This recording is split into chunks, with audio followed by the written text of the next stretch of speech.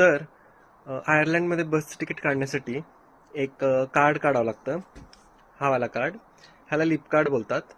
हा दरवर्षी नवीन कार्ड काढून घ्यावा लागतो आणि ह्याचं टॉपअप करावं लागतं. 5 युरो, 10 युरो, 15, 20 असं टॉपअप करावं लागतं ह्याचं. आणि काही नाही, फक्त हे कार्ड घ्यायचं आणि बसमध्ये एक टॅपिंग मशीन असते, तिथं फक्त एकदा टॅप करायचं. मग जितकेही तिकीटचे पैसे कटणार आहेत ते ऑटोमॅटिक कटून जातात. मी तुम्हाला हे करून दाखवतो. तर ती आहे ती टॅपिंग मशीन. हे झालं टॅप, हे निघालं आपलं तिकीट.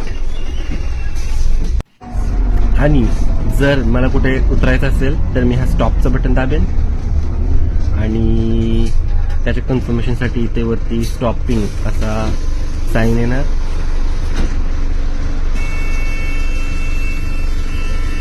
आणि जोही पुढचा स्टॉप आहे तो मला या डिस्प्लेवरती दिसेल.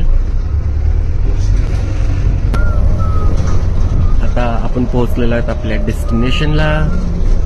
आणि इथे आयर्लंडमध्ये एक नॉर्मल पद्धत आहे की बस स्टॉप झाल्यानंतर बस ड्रायव्हरला आपण थँक्यू बोलतो.